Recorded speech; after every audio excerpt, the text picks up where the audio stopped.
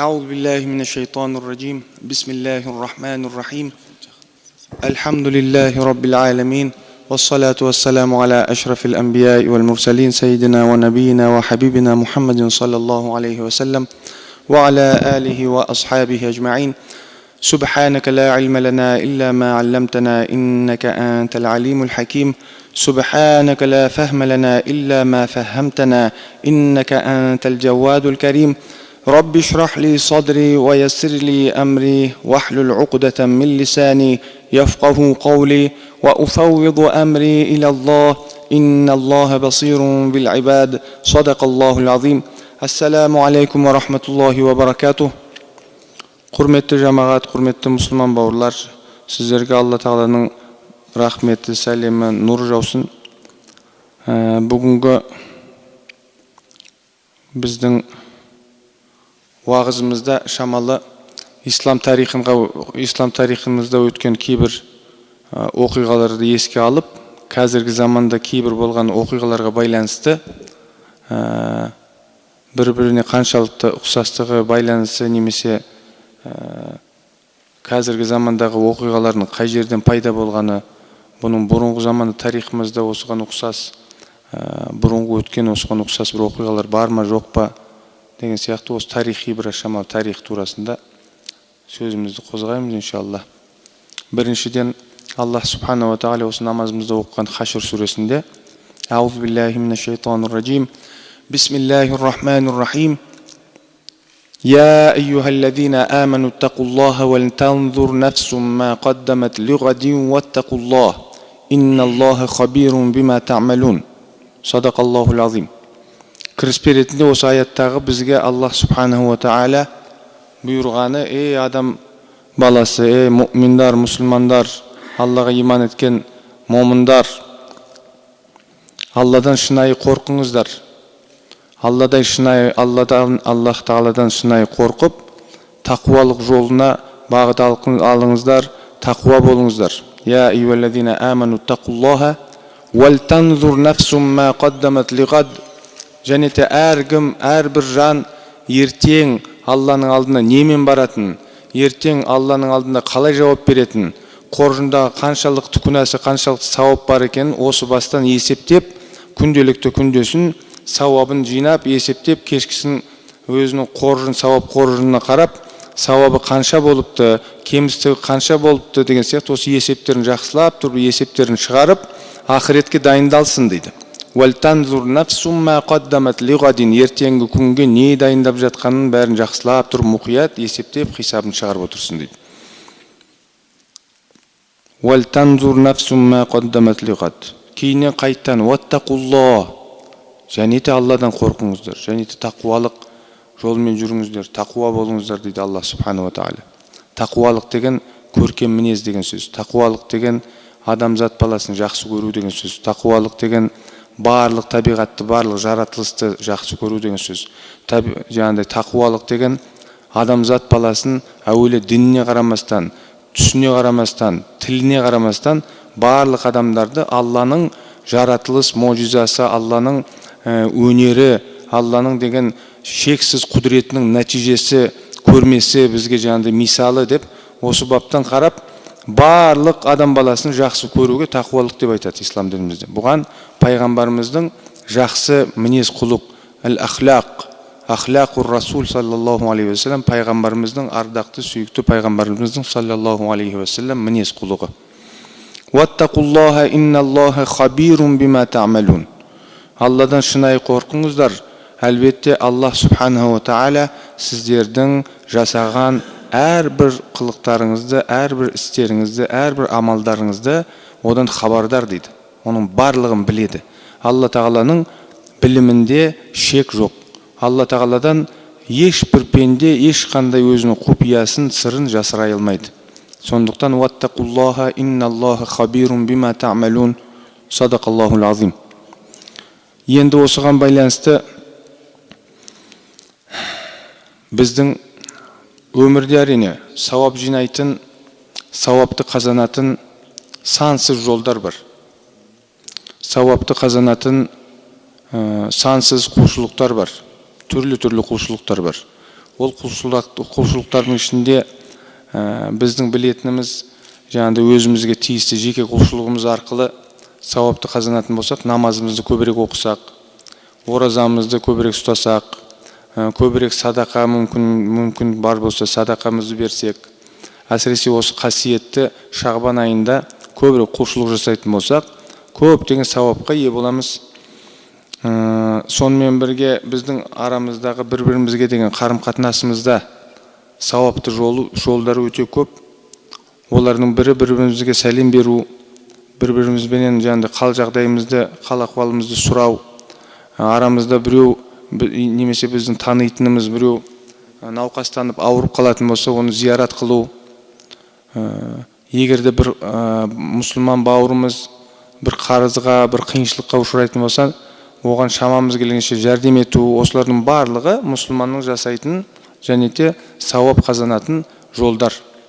Енді сонымен бірге кейбір уақытта мұсылман адам белгілі бір себептермен, оның ең үлкен себебі білімсіздік және надандық, қараңғылық, өзін-өзі мұсылман деп біліп, Алланың атыменен әрекет жасап, бірақ сонда да өкінішке орай кейбір сауапты емес күнәлі істерге араласып кететіні болады.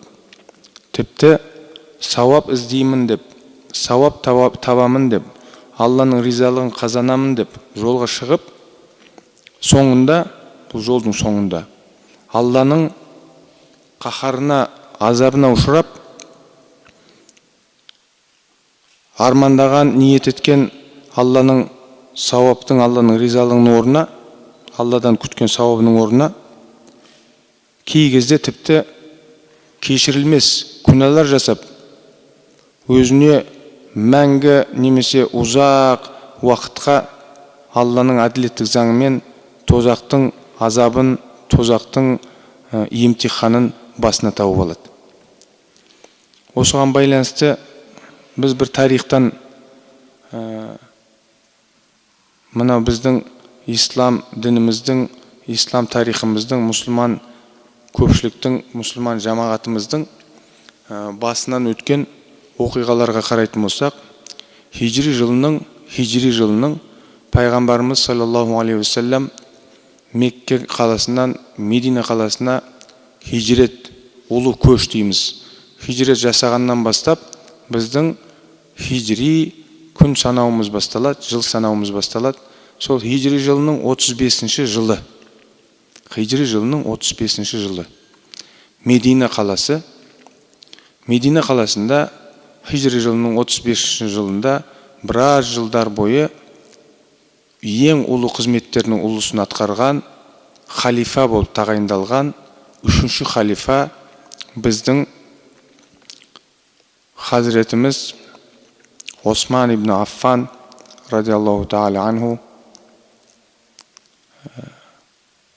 Сол хижри жылының 35-ші жылында пайғамбарымыздан мирас болып, аманат болып берілген Хазіреті Абу Бакр Сиддиқтан кейін радиаллаху анху, Хазіреті Омар ибн Хаттаб радиаллаху анхудан кейін Хазіреті Осман ибн Аффан пайғамбарымыздың күйеу баласы. Пайғамбарымыздың саллаллаху алейхи уассалам бір қызын емес, екі қызын алған радиаллаху анху. Хазіреті Руқайяны және Хазіреті Зайнаб екі анамызды, пайғамбарымыздың, ардақты сүйікті пайғамбарымыздың екі қызын алған. Кейіннен екі қызы да, сол Руқайя да, Сайда Зайнаб да сол кісінің қолында дүниеден өтеді. Сонда қайғыда пайғамбарымызбен бірге сол қиыншылықты, сол қайғыны бөлісіп отырған кезде пайғамбарымыз саллаллаху алейхи уассалам: "Ей Осман, сендей адамға," дейді, "Валлахи, Аллаға ант ішем, егерде менім тағы да бір қызым бар болса, оны да саған беретін едім," дейді. Сондай Хазіреті Осман ибн Аффан деген радиаллаху та'ала анху, Аллаһудан разы болсын, ұлы халифа, біздің амирул муъминин, муъминдардың, мұсылмандардың сол уақыттағы әмірші болған. Hazreti Osman радиаллаху анху Медина қаласында 35-ші хижри жылында белгілі бір оқиға біздің мұсылман жамағатымыздың басынан келген. Белгілі бір оқиға болғанда соншалықты қиын, соншалықты қара бір бұлт мұсылман жамағатты басқан. Одан кейінгі сол қара бұлттың басуымен, сол қиыншылықтың біздің басымызға келуімен біздің ислам тарихымыздың осы күнге шейін шыққан барлық нәтижелер барлығы осы бастамасы болып есептелетін әл-фитнатул кубра деп аталатын ұлы, ерекше, үлкен, сондай бір үлкен фитнаның басталуы деп есептеледі ислам тарихында. Хижри жылының 35-ші жылы Хазірет Осман өзінің үйінде отыр. Меккені жаулап алған, сыртынан қоршап алған 3000 әскер жүр. 3000 әскер жүр. Аллаху акбар, Аллаху акбар, Аллаху акбар, Аллаху акбар. Таңертеңге дейін Аллаху акбар. Біздер ойлаймыз, Аллаху акбар деп айтқан мұсылман әскер Мединаны қоршап алған дегенде қалай қоршайды ол? Олар Мединаны қорғап жатқан деген сөз. Сол емес па? Ал енді шындығында олар Мединаны қоршап атқан жоқ. Мединаны жаңағыдай сырттан жаудан қорғап атқан жоқ. Олар Мединаны қоршап, Хазіреті Осман ибн Аффан радиаллаху анху 3-ші халифаны өзінің мансабынан, өзінің қызметінен кетсін деп жүр. Жиналып алып, Мединаны айналып, Аллаху акбар, Аллаху акбар. Пайғамбарымыздың саллаллаху алейхи уассалам аманат еткен осы үлкен лауазымды қызметті, халифалық деген жаңағы елді басқару, отанды басқару деген қызметті сол жаңағындай халық ақсақал кеңесімен, ғұламалар ақсақал кеңесімен, сахабалардың радиаллаху та'ала анху кеңесімен шешілген шешімді соған риза болмай, соған қарсы шығып, Медина қаласын қоршап алып, қару-жарақты толығымен қаруланған бір әскер, 3000 адам. Әскердің 3-тің бірі Куфадан келген, Ирактағы қаладан. Әскердің екінші 3-тің бірі жаңағы Басра деген қаладан келген. Әскердің соңғы 3-ші жартысы болса Египеттен, Мысырдан келген. Ішінде әрине бұлардың ішінде сахаба жоқ. Бұлардың ішінде пайғамбарымызбен бірге ислам жолында жүрген адамдар жоқ. Бұлардың барлығы кейіннен пайғамбарымыздың дүниеден өткеннен кейін, немесе жаңа сол уақыттарда пайғамбарымызды көрмей сырттай исламды қабылдаған. Негізінде олардың ислам қабылдауы жаңағыдай футухатул исламия дейді ғой. Хазірет Омар ибн Хаттаб радиаллаху та'ала анху уақытысынан бастап үлкен ашылымдар болған. Үлкен ислам дінінің жан-жаққа тарап жайылып, түрлі қоғамдар, түрлі мемлекеттер ислам дініне кіріп, сол уақыттарда Ирак халқы да, Египет, Мысыр халқы да ислам дінін қабылдап, сөйтіп сол әскер 3000-нан тұрған әскер Медина қаласын жаулап алды. Неге жаулап алды бұлар? Себеп не? Себеп бұлар Хазіреті Османның радиаллаху анху әділетсіздігін қанағат еткен. Хазіреті Османның радиаллаху та'ала анху әділетсіздігіне, жегжаттығына, өзінің туыстарының белгілі мансаптарға тығып, жан-жақтан жаңағындай бір дүниеден пайдаланып жатқанына, өзінің жеке малын, мүлкін өсіріп жатқанына, осындай түрлі сапық, қисық, екіжүзділік, мұнафиқтық жалаларға, өтіріктерге, өсек, ғайбаттарға иман етіп, қанағат етіп, осыменен алданып, Аллаху акбар, Аллаху акбар деп Медина қаласын айналып жүр. Бұған себеп болған не? Бұған себеп болған осы 3000 адамның басында олардың басшысы бар. Ол басшысының аты Абу Саба, немесе Ибн Саба деп келді. Басқа бір кітапта.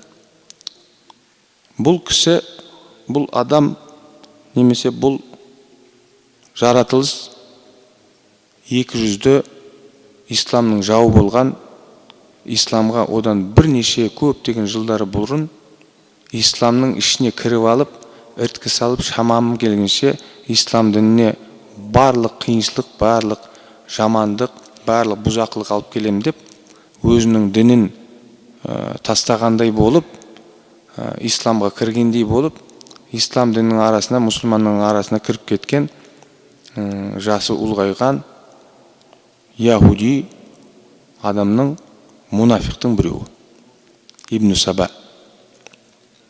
Соған осы 3000 әскер барлығы биат етіп, қол беріп, бірге қол тапсырғандай, мурид болып, Аллаху акбар, Аллаху акбар.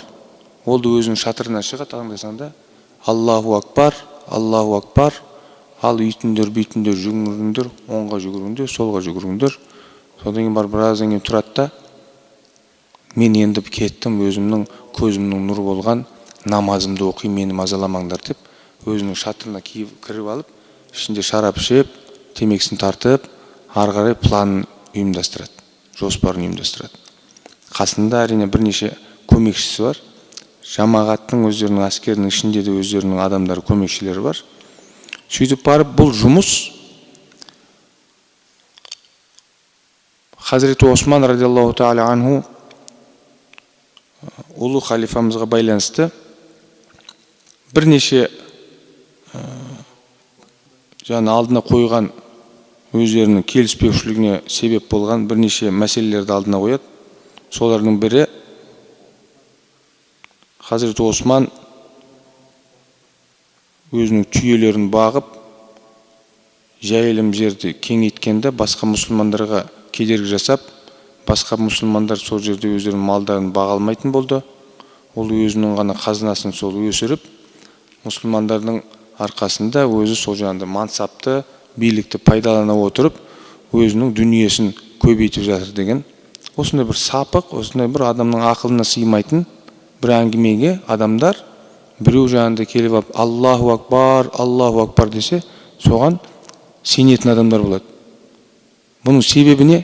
Бұның себебі қараңғылық. Сол уақытта жаңағыдай Басраның, Куфаның, және де Египеттің, Мысырдың келген жаңағыдай әскерлері бұларды шақыртып алған ана жерді. Шақыртпастан алдын солардың ішінде әрбір сол қаланың, әрбір сол келген мемлекеттердің, сол мемлекеттің ішінде одан алдын 35-ші жылы болса, бұл оқиға одан алдын 5 жыл бұрын басталған, 5 жылдың ішінде кәдімгі өзінің белгілі жүйемен, стратегияменен осы жұмыс қолға алынып, 5 жылдың ішінде керек болса 10 жыл болатын еді, керек болса 15 жыл болатын еді, керек болса 20 жыл бұлар жүретін еді осының артынан. Өйткені адамдардың белгілі бір мақсаты бар, адамдардың белгілі бір қойған жоспарлары бар.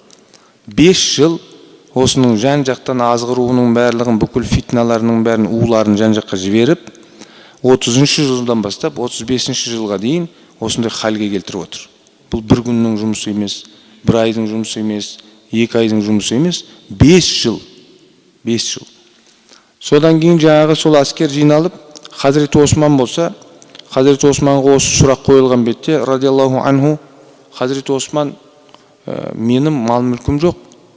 Мал-мүлктің барлығы, осы түйелердің барлығы мұсылмандардың қазынасы, байтүл-мәл. Байтүл-мәл деген жаңағыдай қазына үйі деген, біздің қазіргі жаңағыдай жалпы қор дейді ғой, жаңа үкіметтік қор. Үкіметтік қор. Сол жаңағы мұсылмандардың қазынасы болып тұрған мал. Менің өзімнің бүкіл малымды және де сол ислам жолына бағыштаған, тарихта белгілі пайғамбарымыз көптеген соғыстарында, көптеген ислам тарихымызда өткен мұсылман жамағатының басынан өткен оқиғаларда Хазіреті Османның атқарған рөлі өте ерекше. Бір күні Табук соғысында ма, Хазіреті Осман 1000 түйе қаруланған, жабдықтаған 1000 түйені садақа етіп, оның қасына 1000-даған динар алтын өзінің ақшасынан садақа қылады. Сонда пайғамбарымыз саллаллаху алейхи ва саллям қуана отырып сол ақшаларды санап, Аллаху акбар деп. Бұдан кейін Хазіреті Осман не жасаса да дейді, Алла тағала одан риза болады дейді. Соны енді осы сұраққа байланысты Хазірет Османның айтатын бір ғана жауабы бар. Бұл мұсылмандардың көпшіліктің мал мүлкі. Біз мұсылмандардың мал мүлкі көбейсін деп жайлау жерінде кеңейттік. Бірақ сонымен бірге ешкімге ол жайлау жерде басқа мұсылмандар өздерінің малдарын баға алмайды деп ешқандай ондай үкім шыққан жоқ. Қалаған адам, қалаған мұсылман барып сол жерлерде және де өзінің малын жаятын болса, оған ешкім ешқандай кедергі жасамайды. Бірақ келген адамдар ол мәселені, ол Мединаның ішінде тұрмағаннан кейін, ол мәселені білмей, олар тек қана өсек өтірікке, ғайбатқа, өтірік әңгімелерге тойып алған.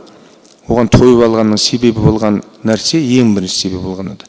Өсекті айтқан адам өсекпен бірге Аллаху акбар, Аллаху акбар, Аллаху акбар деп такбир келтіреді. Содан кейін барып көптеген мәселемен осындай келіп, өсек өтірікпенен келіп алдына өздерінің жаңағыдай риза емес екендігін ұсынып жатып, әңгіменің бірі, енді әрине бұл көпшіліктің ішіндегі бұлар ондай бір философиямен, ондай бір терең қулықпенен де айтатын, олардың да қараңғылығыменен ондай көп әңгімесі жоқ. Бірақ та соларды негізгі әскер қара күш қылып қолданып, олардың ішіндегі болған мынау жаулар, дұшпандарымыз, сол дұшпан болып енген ішіне, соның басында Ибн Саба деген, Алла лағнат етсін, сол адамның жаңағыдай көмекшілерімен бірге, бұлар осы әңгіменің жан-жаққа таратып, осы жаңағыдай сұрақтарын, осы күмәндарын, осы жаңағыдай өсек неше түрлі бәленің барлығын сол жаңағы көпшіліктің атынан қайта жаңағыдай итермелеп, сол жаңағы Хазірет Османның кетуін талап етеміз. Әңгіменің бірінде Хазірет Осман сапарға шыққан адамның сапар намазын тоқтатып, сапар намаз болмаса да, жолда жүрген адам толығымен намаз оқыса да болады деп фатуа берген дейді. Ол фатуаға себеп болған, біз түсінеміз енді. Шариғатта сапар намаз деген не үшін беріліп отыр? Жеңілдік болған үшін беріліп отыр. Яғни жеңілдік болсын деп. Жолда адам бұрынғы заманда әсіресе жолда адам аттың үстіне барып, түйенің үстіне мініп, ұзақ жерге барады, жаяу барады, түні күні жолда жүргеннен кейін оған намазды біраз шамалы жеңілдеу болсын, қиналмасын деп Алла тағаланың шексіз рахметімен бізге өзінің жаңағыдай жаратқан пендесін ойлап, біздің жаңағыдай әлсіздігімізді, пендешілігімізді біліп, бізге осындай сапарға шыққан уақытта намазды қысқартуға болады деген рұқсат берілген. Енді оны мысал үшін сол уақыттан бастап, қазіргі уақытта кейбір біздің бауырларымыз айтады ғой, бұл жаңағыдай шариғатта болмаған, сахабаларымыздың айтпаған, басқасын айтпаған деген сияқты әңгімесін имамдар шығарып отыр, ортаға қойып отыр деп. Имамдардың шығарған барлық фатуалар сол сахабаларымызға байланысты фатуалар. Егер де сахабаларымыздың заманында болмаған фатуалар болса, ол уақытта сол фатуаға сахабаларымыздың бірінші Құран, екінші хадис, сахабаларымыздың осыған қалай жауап беретін еді, осыны қай жерге байлайтын еді деген сияқты сол жолмен шығарылған фатуалар ғой. Сол жаңағы пайғамбарымыздан кейін міне пайғамбарымыздың жасаған ісін жасаймыз, пайғамбарымыздың жасамаған ісін жасамаймыз деген әңгімеге байланысты Хазіреті Осман пайғамбарымыздың уақытысында сапар намаз, сапар болып оқылғанда Хазіреті Осман бір фатуасында сапарға шыққан адам егер қиналмайтын болса, сапар намазы толық оқыса да, сол намазға сауап қазанады дейді. Неғұрлым көп намаз болса, соғұрлым көп сауап болады дейді. Егер де жолда қиналмайтын болса, онда сапар намаз оқымаса болады дейді. Осы күнге шейін қазіргі заманда Шафиғи мазхабы, Хамбали мазхабы, Малики мазхабында да егер де сапар адамға қиыншылық, ауыртпашылық келтірмейтін болса, онда сапарда намаз толық оқитын болса, сол қанша намаз ракағат, қанша сәждесі, оның барлығы сауап болады дейді. Олар хикметінің негізгі асыл нәтижесіне, себебіне деп қарап отыр да.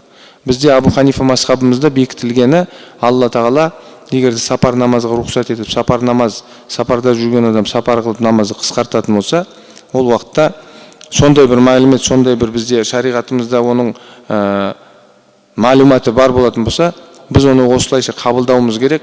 Оның ары қарай жаңа себебі біздің жаңа машақатымыз бар ма, машақатымыз жоқ па, бәрібір ол сапарда сапарда жүрген адам сапар намазды қысқаша оқиды. Неге? Өйткені біздің осыған байланысты имамымыз Абу Ханифа рахимахулла бұл сапар намаздың жеңілдігі дейді, пайғамбарымыз айтқан дейді, Алланың берген садақасы дейді. Садақатуллахи дейді. Фақбалу садақатикум дейді. Пайғамбар саллаллаху алейхи вассалам бір хадисінде Алланың сіздерге берген садақасы, Алланың садақасын қабыл етіңіздер деп. Осы хадиске сүйене отырып, бізде Абу Ханифа мазхабымызда, бізде мазхабта бекітілген, сапарға шыққан адам намазды қысқартып, қысқаша оқиды. 4 рақат болса 2 рақатқа қысқартады. Ақшам намазы енді қысқартылмайды, таң намазы да қысқартылмайды, күні өзі 2 рақат. Енді сол осындай бірнеше сұрақпен, бірнеше шүбәмен, бірнеше күмәнмен пайғамбарымыздың туған күйеу баласына бір рет емес 2 рет күйеу баласы болған, 3-ші халифа болған, пайғамбарымыздың бұдан кейін жаңағыдай садақасы берген сонша, пайғамбарымыздың сол айтқан сөзінде бұдан кейін Османның жасаған не болса ол болсын дейді, Алла тағала одан разы болады дейді. Осындай ұлы, осындай біздің сахабамыздың, біздің 3-ші халифамыздың артынан осындай өсекті жүргізіп, сол өсекке тап болған, сол өсекке жем болған, сол өсекке құрбан болған адамдар пайда болған ғой. 3000 адам. Кейіннен әрине Хазірет Осман радиаллаху анху ол кісіден осы сұрақтар, осы шүбәлер ортаға қойылып жаңағыдай осы сұрақтар сұралған бетте Хазірет Осман оған тиісті жауабын беріп тұратын. Бірақ та оны әскерді ол қанағат етпейді. Қанағат етпейтін себебі басындағы тұрған басшылары оны сөйтіп қалайды. Тұрған басшылары басындағы күнде, бәлкім күнде бірнеше рет топты жинап, арасына өздерінің адамдарын салып, бір сапқа, екінші сапқа, үшінші сапқа, жаңағыдай огородтағы қиярларын сияқты жаңағыдай егіп жан-жаққа, кейіннен өзі тұрып алады да, жаңа басындағы Ибн Саба деген адам, Алла лағнат етсін. Жаңағы Аллаху акбар, Аллаху акбар. Османды қуымыз керек, біздің халифамыз емес, астағфирулла. Ол күнәһар, ол осындай жекжақтықпен дүние оны жеп қойды, дүниені өзіне жинайым деп. Соны ойласаңыз, қазір қарасақ, мысалы үшін бізге өзі теріс келетін нәрсе ғой. Неге біз енді сәл-сәл мәдениетіміз бар, тарих біздің көзіміздің алдымызда, мына халифа деген не екенін түсінгеннен кейін, ана жаңа қараңғы адамдарды, сол надандық деген қаншалықты адамның жауы екенін осы жерден көруге болады, қараңғылық деген. Арабтарда мынандай бір мақал сөз бар. Каthratul ma'rifa min kathratil qira'a. Адамның білімі дейді, адамның көп жаңағыдай кең көзқарасы, білімі көп оқығаннан шығады дейді. Көп оқыған адам көп біледі деген сөз. Сол жаңағы Аллаху акбар, Аллаху акбар, Османды құртамыз, Османды қуамыз, Осман бізге керек жоқ, енді орнына бір нәрсе қою керек қой. Келетті, бізге халифа болатын Али болсын. Хазіреті Алині, Хазіреті Али ибн Аби Талиб, пайғамбарымыздың жиені, туған жиені, өзі мұсылмандардың, біздің ислам тарихымызда мұсылмандардың ішінде жас бала болып, ең бірінші мұсылмандықты, исламды қабылдаған Хазіреті Али ибн Аби Талиб радиаллаху анху. Ол да біз білеміз, 4-ші халифа болып тарихымызда өтеді. Сол Хазіреті Алині ортаға енді басқа біреуді қоюға болмайды ғой. Және де Хазіреті Алиның бұлай да негізі белгілі жағдай, егер Хазіреті Осман жасы ұлғайып, немесе Алланың тағдырымен дүниеден жаңағыдай кететін болса, оның орнын алатын Хазіреті Али болады. Сондықтан бұлар осының барлығын оқып, пішіп, барлығын сценарияларының барлығын, жоспарларының бәрін келтіріп, енді ана адамдарды қанағаттандыру үшін оның орнына дайын міне, әділетті, сондай бір инабатты, сондай бір құлшылығы ерекше, сондай бір тақуа, сондай бір дүниеден дүниеде көзі жоқ, бүкіл аймаққа танымды белгілі болған Хазіреті Алиның құлшылығы сол уақытта, ол өте құлшылыққа өте ерекше көңіл бөліп, адамдармен көп араласпай, әуелі бетінде жабатын. Сәлденің шетімен, сәлденің артындағы жаңағыдай несі бар ғой, құйрығы, соны алып тұрып, бетін жауып тұратын. Құлшылықпен шұғылданған өте қатты бір ерекше құлшылыққа мән беретін. Көп жаңағыдай қоғамдық істерге де араласпайтын. Сонда жаңағыдай осыны Хазіреті Алині біз халифа қыламыз. Енді Хазіреті Осман кетсін. Енді Хазіреті Осман бұл жаңағы жиналған қараңғы бишара, адасқан бишараларға айтпаймы жаңағыдай. Енді бізде арамызда сахабалар бар. Барлық сахабалар Мәдинада. Абу Хурайра, Абу Зар радиаллаху таала анхум, Хазіреті Али ибн Аби Талиб, Хазіреті Хасан, Хусейн, пайғамбардың немерелері, Хазіреті Алинің балалары, ол уақытта жап-жас жігіт, сарбаз радиаллаху таала анхума. Және де көпшілік сол күні, сол уақытта өмір сүрген сахабалардың көпшілігі барлығы сол Мәдинада. Біразы Меккеде. Сонда Хазіреті Османның айтқан сөзі радиаллаху анху, егерде сондай бір бият, жиналыс, шура дейді ғой жаңағыдай, ақыл кеңес жаңағыдай мүшелері жиналып алып шешім қабылдаған болса, қажет болып тұрса, мұсылман қоғамына, мұсылман жамағатына қажет болып тұрса, біздің ешқандай болған таласымыз жоқ. Ал енді мұсылман көпшілігі 3000 адамды жаңағыдай 3000 адамға күші жетпей ме? Күші жетеді. Мединаның ішіндегі тұрған сол уақыттағы Мединаның халқының өзі сахабалар, ансар сахабалары, мухаджир сахабалары, олардың балалары, Хазіреті Хусейн, Хасан, Али ибн Аби Талиб, солардың барлығы көпшілік болып, оларда көптеген адам жаңағы Мединаның ішінде. Одан тыс Хазіреті Муауия ибн Аби Суфиян радиаллаху анху Шам қаласында, Шам диярында сол жерге өкілі болып жіберілген, сол жердің жаңағы қазіргі тіліміздің айтқанда әкімі, облыс әкімі, оның өзінің 30 мыңға жуық әскері бар. Сонда біз былай қарасақ, неге бұның барлығы жаңағы 3000 адам жиналып алып, осындай жаман сөздерді айтып, енді оған ешкім жаңа шара тапа алмаған ба? Сонда отырған сахаба аталарымыздың, отырған мына мұсылман жаңағыдай Хазіреті Османды қолдап тұрған көпшілік неге үндемей отыр? Бұның енді сырын, хикметін іздейік. Сөйтсек, Хазіреті Осман радиаллаху анху мына оқиғаның та бастан бүкіл жамағатты жинаған бетте, жұма күні уағыз айтқан бетте, осы пайғамбарымыздың саллаллаху алейхи ва саллям Мәдина қаласында, нұрлы пайғамбарымыздың қаласында, Мәдинатул Мунаввара дейміз ғой. Пайғамбарымыздың нұрлы қаласында ешкімге, мен осы жерде тірі бар кезімде дейді, тірі болғанымша, ешкімге бір тамшы мұсылманның қанын төккізуге рұқсат етпеймін дейді. Және де кім осы менің әмірімді тыңдамайтын болса, оған өзімнің хақымды кешірмеймін дейді. Енді осындай сөзден кейін ешбір мұсылман осы әңгімеден, осы әмірден тыс, мен ойлаймыз, бәріміз білеміз ғой, ешкім одан тыс бір әрекет жасай алмайды ғой. Хазіреті Османның радиаллаху таала анху хаққысына кіру деген, ол бұл дүниеде де, ақыретте де оның жауабын бере алмайтын бір жағдайға ғана апарады. Басқа оның шығыс жолы жоқ. Сондай бір қиын нәрсе. Сондай бір ұлы, сондай бір үлкен халифаның хаққысына кіру деген ауыр нәрсе ғой. Сондықтан одан алдын мұсылмандардың, хақиқи мұсылман жамағатының өзінің әміршісіне, өзінің патшасына, өзінің сол уақытта қоғамды басқарған адамға жаңағы бағынушылығы соншалықты, бұл ислам шариғаты бізге осыны үйретеді. Құранда Ниса сүресінде Аузу биллахи минаш шайтанир ражим, атиуллаха ва атиур расула ва улил амри минкум. Аллаға мойынсыныңдар, пайғамбарға мойынсыныңдар, және де өздерінің басшыларына мойынсыныңдар дейді. Басшыларға қарсы шықпаңыздар дейді. Көрдіңіз бе? Бұл исламның, жаңағы біздің шариғатымыздың, қоғамның ауызбірлігі, қоғамның сәлеметтілігі осы қағидаменен ортаға шығады. Сонда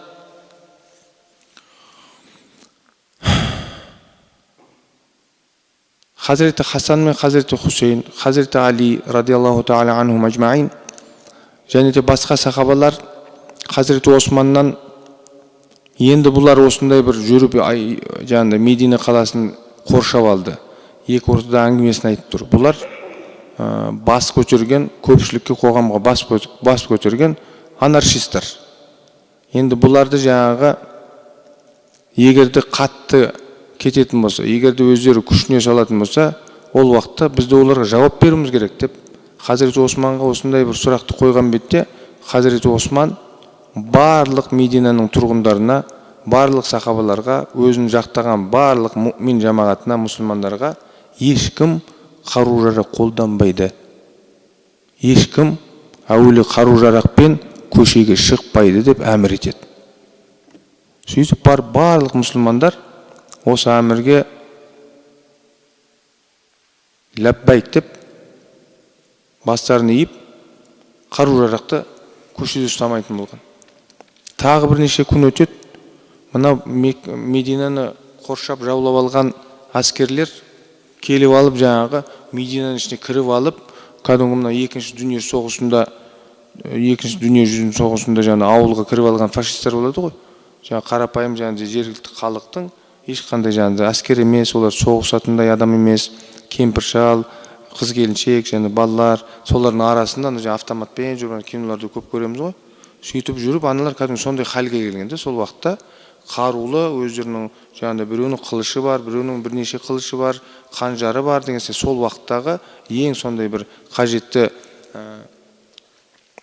барлық жаңа қару-жарақтың барлығы қастарында жүріп, кәдімгі жаңағы бір қатыгездікпен жан-жаққа қарап, жұлынып әрі-бері жүр жаңағы Мединаның ішінде. Сонда енді мына сахабаларымыздың радиаллаху тағала анхум көңілдеріне, жүректеріне ауыр тимей ме енді? Қайта Хазіреті Османға барып, біреуді жібереді, жаңағыдай бір несін біліп алайық деп, жағдайын біліп алайық деп. Хазіреті Османға қайта радиаллаху анху сұрақ қояды. Енді бұлар енді Мединаның ішіне кіріп алды, қылыштармен жүр, жаңа неше қанжарлармен жүр. Бұлар енді осылай жүре беретін болса, қазір аяқ асты бірнеке жасаймыз десе, біз оған бөгет бола алмаймыз, біз оған жауап бере алмаймыз, біз оған алдын ала алмаймыз дейді.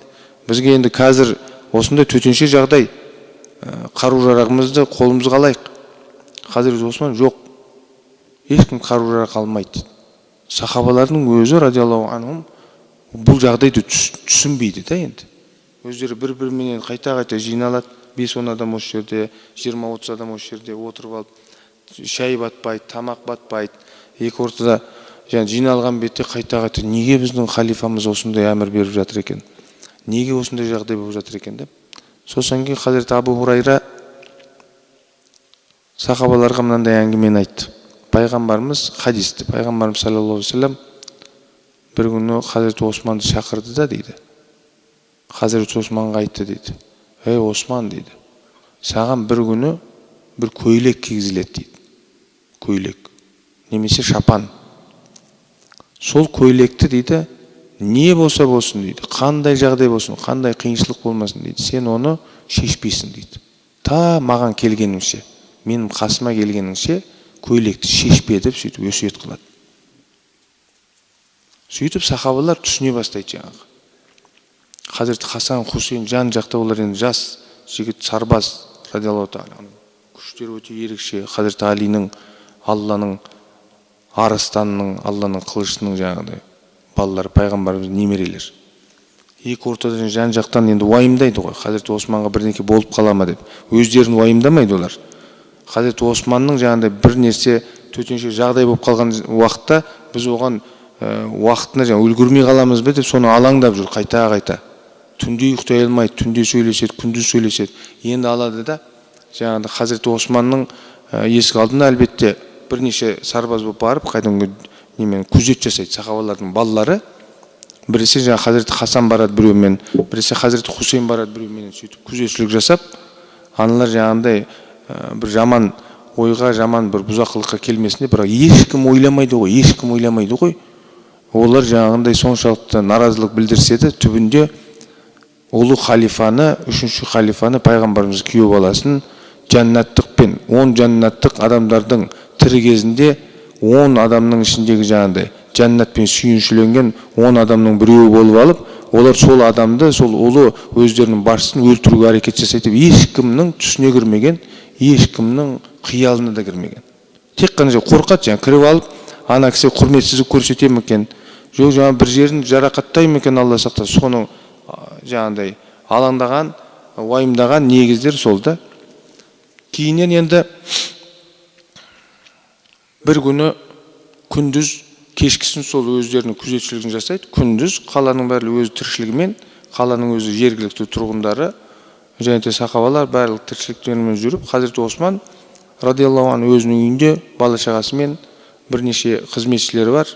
Жас үйдің ішінде. Үй деген енді Мәдина қаласында, егерде мынау қазіргі YouTube деген жаңағындай нелерден сайттардан қарайтын болсаңыздар, іздейтін болсаңыздар, пайғамбарымыздың үйі деген қазір 3D-мен сол тарихи белгілерменен, тарихи неге байланысты, ақпараттарға байланысты пайғамбарымыздың үйі қалай болған деген бір несін түсіріп берген да, бір 5-10 минуттық бір көрініс 3D. Енді анау хақиқат көрініске жаңағыдай ең жақын түрде. Сондай жаңа Мәдина қаласының өзінің белгілі бір, осы қазір біздің Қызылорда қаламыздың жаңағы бұрындары қазіргі заманда шамалы енді түрі өзгеріп кетті ғой, әдеміленіп, жаңа үйлердің барлығы ерекше сырты қызыл кірпішпен қапталып.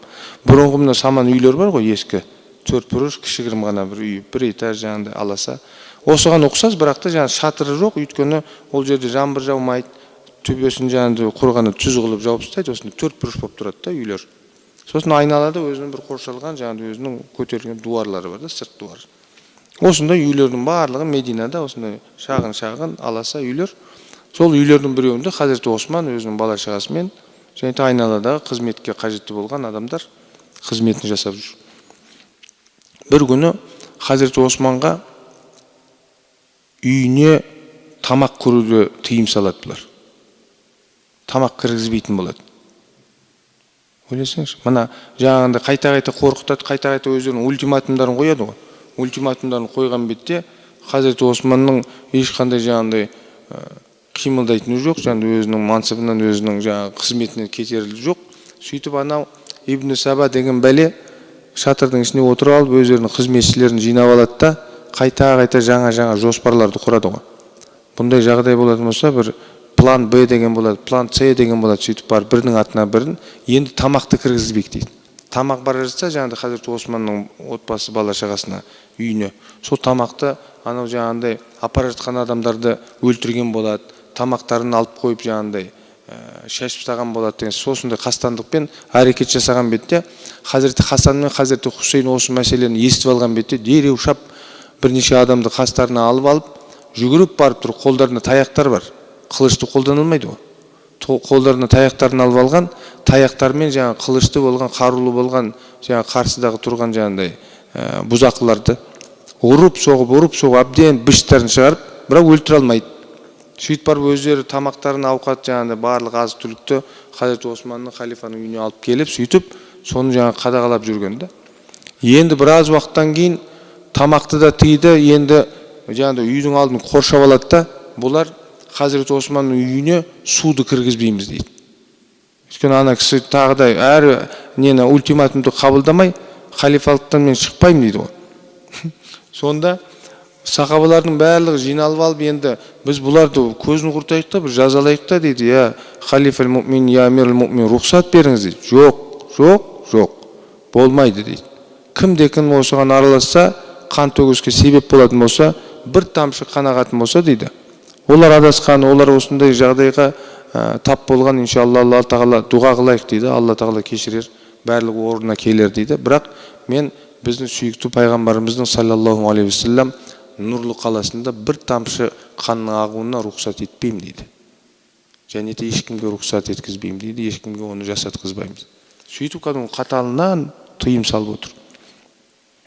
Енді оқиға соңында Хазіреті Османның радиаллаху анху үшінші халифа пайғамбарымыздың саллаллаху алейхи вассалам 2 рет күйеу баласы болған, пайғамбарымыздың дұғасын алған, 10 тірі кезіндегі 10 адамның ішінде тірі кезінде жәннатпен сүйеншіленген адамның біреуі келіп алып жаңағы отыр, үйінің ішінде қамауда отыр, оған сырттай бір бәлелер келіп алып үйді жаурап, қоршап, суды кіргізбейміз дейді. Не дәрет алатын су жоқ, не ішетін су жоқ. Хазіреті жаңағыдай басқа Хазіреті Хасан мен Хусейндер, олар қасындағы басқа көшеде негізі сол Мәдинаның ішінде үйлері біраз шақтықта. Олар жаңа бір күні отырса, Мәдина тұрғындарының біреуі жүгіріп келіп алып, жаңағыдай халифаның үйіне суды кіргізбейді, қызметшілер су алуға шыққан болса, жаңа қолындағы жаңағыдай не дейді, топырақтан жасалған ыдыстар болады, су таситын сол уақыттағы. Құмғандар жаңағыдай ыдыстар. Солардың бәрін тартып алып, қиратып, сындырып, ана жаңа қызметшілердің өзін ұрып, соғып, бір-екеуін әуелі өлтіріп тастаған. Сөйтіп барып, бұрынғыдан тағы да көбірек жаңағыдай 100-ге жуық адамдар жиналып алғанда, жаңа Хазіреті Османның есік алдын жауып қойып. Сөйтіп ешкім оған келмесін де, кейіннен сусыз, бұлар амалсыздан бала шағасымен қоса сол үйінен шығып, сосын біздің айтқанымызға көнетті.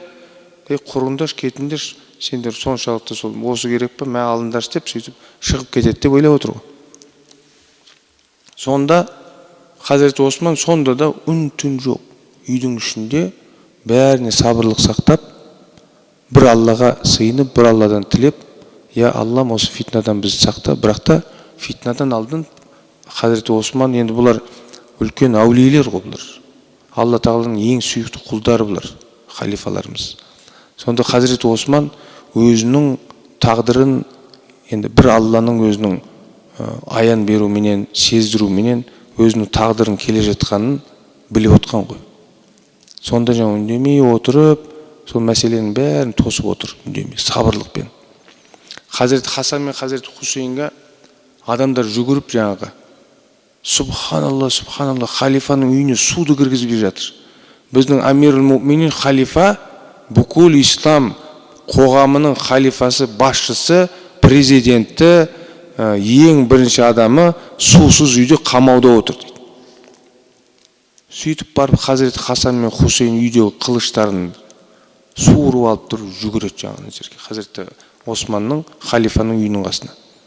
Қылыштарын енді жаңағыдай өздерінің қаптарынан шығарайын десе, Хазіреті Османның сөзі еске түседі да, қылыштарын қайттан жаңағы өздерінің қабыларына тығып, сол қылышты таяқ қылып қолданып, ана 100 адам бәрін парам-парша шығарады. Ұрып, соғып, талдырып, ана бейшаралар қандай бір қиыншылыққа душар болған өздері пишман болып, қашқаны қашып, құлағаны құлап, талғаны талып, сөйтіп барып әбден бәрін бішін шығарып, кейін артынан жаңағыдай кісілерді, жастарды жіберіп, суды молынан, суды, тамақты, азық-түлікті алып келгізіп, сөйтіп үйге кіргізеді. Хазіреті Осман үйден шықпайды. Мына фитна бітпейінше мен үйден шықпаймын дейді. Енді Субханалла, кетеді ана мешіттің сыртында, жаңағыдай Мединаның қаласының сыртындағы жүрген, жаңа айналып қоршалып алған, қоршауға алды. Медина қаласы ол уақытта кішігірім қала ғой енді. Соның Медина қаласының сыртында лагерь құрған. Сол жаңа 3000 әскер, басында ғана жаңа мунафиқ яһудиның бір шайтанның біреуі. Енді отырып жаңағыдай план жоспар құрады. Енді аштықпен қинаттық, суды да кіргізбейтін әрекет жасадық, ешбіреу көмектеспеді. Енді не жасауымыз керек дейді. Ибн Саба өстіп ана ойды, мына ойды тастаған бетте, оның жаңағыдай қызметшілерінің кіші шайтандардың біреуі, әтейі соның әмірменен жаңа өзі жамағаттың біреуі құсаған, сөйтіп жаңа ортада пікір тастайды. Өйтетін болса Османды өлтіру керек дейді. Субханалла. Сонда анау әскерлердің бәрі өзі енді қараңғы болса да басқа болса да енді мұсылман ғой бұлар. Алданған шайтанның әскері болып кеткен, бірақ та өздері оны білмейді, көпшілік енді. Мұсылман болып жүр да. Сонда айтады, Алла, қалай біз Субханалла халифаны өлтіреміз, адамды өлтіреміз, пайғамбар күйеу баласын деген сияқты әңгіме шамал қойды. Аналар тексеріп отыр, көрдіңіз бе? Ана аспирин да, бір шамал бір удың бір-екі тамшысын жіберіп, мыналар дайын бекен, мынау үлкен біздің планымызға емес бекен деген сияқты. Аллаху акбар, шик кетіп. Сөйтіп, ана жаңа бір-екі наразылықты естіген уақытта Ибн Саба деген үлкен шайтанның басы отырған біз, тоқтаңыздар. Ол қан төгіс жоқ, ол шариғатта деген, исламда деген. Біз оны шешеміз, біз оны келтіреміз. Аллаху акбар деп бір-екі әңгіме айтады да, қайтып ал енді мені жалғыз тастаңдар. Мен өзімнің көзімнің нұры болған, намазды оқып алайын, сонымен жаңағы миғражға көтеріліп алайын, жаңағыдай күтірілтіп барлық сауаптарды қазанып алайын дейді. Сөйтіп барып қайтадан шадырына кіріп алып, ана бәлелерінің қасына тартып, отырып алып, бұлар жаңа жоспар план құрады. Ал енді не жасаймыз? Бұл жаңағы жамағаттың ішінде көрдіңдер ғой. Шамал әңгіме айтсаң, бір-екеуі шығып алып тұрып, қарсылық білдіріп жатыр. ол қарсылық білдірген жаңағы ортада басқаларға ықпал тиіп жаңағыдай көбейіп кетсе аяқ асты біз бұларды қадағалай алмаймыз дейді. Бұның бәрін алдын алып келтіріп алу керек дейді. Сонда әуелі жаңағы отырып сол келген топтардың ішінде Куфадан келген, Басрадан келген, Мысырдан келген солардың бәрін топтарының ішінен адам таңдап өздерінің адамдарын қосып жаңағыдай басшылық ретінде. Сөйтіп барып ана Ибн Саба деген бәле сол план құрып жоспар жасап соңында сол Хазіреті Османды радиаллаху таала анху өлтіруге әрекетке кіріседі. Оны жаңағыдай шейіт қылуға әрекетке кіріскенде бұлар аяқ асты күндіз Мединаға кәдімгі көпшілік болып кіріп бастайды. Қарулы. Медина халқының бәріне қару жарақ көшеде ұстауға тыйым салынған. Содан кейін барып тұрып кіріп алаттай бұлар дереу яғни Медина айналасында ғой сыртта лагерь құрып қойғанда. Содан Медина қаласында кіріп бара жатқанда енді сахабаларда енді радиаллаху таала анхум ажмаин аңқау емес қой, мысалы үшін енді отыр бәрін алдын ала алуға әрекет жасап отыр. Біреулер бұларды күзетіп қарайды. Біреулер жан-жақтан жаңағы болған оқиға не болып жатыр, қандай сорпа қайнатып жатыр деген шамалары келгенше қарайды. Шама келсе жаңағыдай араларына бір жаңағы өздерінің құлақ көз деген сияқты адамдарын жабыстыруға жаңағыдай жіберуге тырысады. Жаңа біздің кәдімгі ГРУ секілді сондай бір өзінің несімен жолымен. Содан кейін барып тұрып хабар алған бетте бұлар Мединаға келе жатыр деген көпшілік болып барлығы да. Демек жаңағыдай үлкен бір шайқас болатындай бір мәселе бар деп бұлар да жиналып алып тұрып Хазіреті Османның үйінің алдына жиналып алып сахабалар барлық сол Мединада бар болған сарбаздарымыз барлығы жиналып соларды тосып отырады. Енді бұлар кірген бетте енді шайқас соғыс басталады. Соғыс басталып бұлар жан-жақтан енді Алланың қылыштары, Алланың ең сүйікті құлдары Хазіреті Али сол уақытта тыста қалады. Хазіреті Хасан, Хусейн, содан кейін барып тұрып сахабалардың жас жігіттері болған балалары, Мединаның тұрғындары барлығы сол Хазіреті халифаның үйінің Хазіреті Османның үйін қорғаймыз деп сөйтіп тұрған бетте бірнеше 100 адам келіп алып тұрып соғыс ашады жаңағы. Шайқас басталады. Соғысып тұрған уақытысында анау Яхуди бәленің лағнаттың жаңағыдай план Б деген жұмыс атқарады. Аллатта жаңағы бұлар сөйтсе екінші өздерінің жағынан өздерінің таңдап жинап дайындап қойған адамдар менен бір бригададан бірнеше адам солар жаңағы Аллатта одан алдын есептеген екен. Мынау жаңағы халифаның үйінің алдын олар біледі ғой, мысалы мұсылмандар енді жайдан жай оларды кіргізбейді ғой.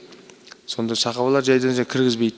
Олар жаңа айтатын, біз көпшілік болып үйдің алдын басқан бетте бүкіл мұсылмандардың сахабалардың Медина тұрғындары сол Хазіреті Османды радиаллаху анху жақтағандарды, қолдағандарды соларды өзімізге тартамыз да соғыспен машақат қылғанымызда план Б болып біз артқы үйде ең жақын халифаның Хазіреті Османның үйіне ең жақын қай үй бар, соның үйінің арадағы көшенің қаншалықты ашықтығы бар, ашықтығы сол несі мөлшері алыстығы соған байланысты бір баспалдақ жасап дуардың үстіне шығатын бір баспалдақ. Ана арада үйлердің арасында өтіп кететіндер баспалдақтың бәрін дайындап өздері бір план құрып бір жоспар жасап сөйтіп үйдің артынан барып басқа көшеден кіріп бірнеше адам Хазіреті Османның үйіне көрші болған үйдің үстіне шығып сол үй арқылы Хазіреті Османның үйіне халифамыздың үйіне артынан кіріп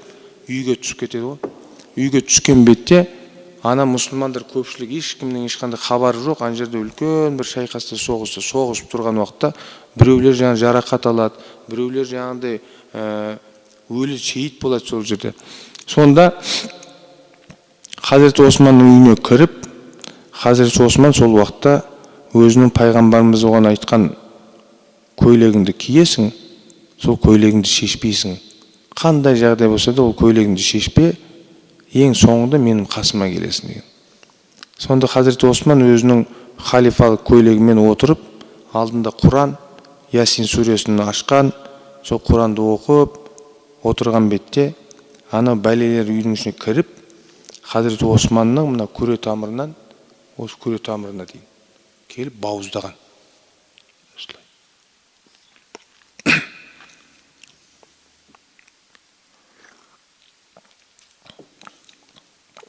Сөйтіп Хазіреті Османның қасында сол уақыттағы жұбайы, бір риуаятта Зайнап дейді, бір риуаятта Зухайда деп айтады.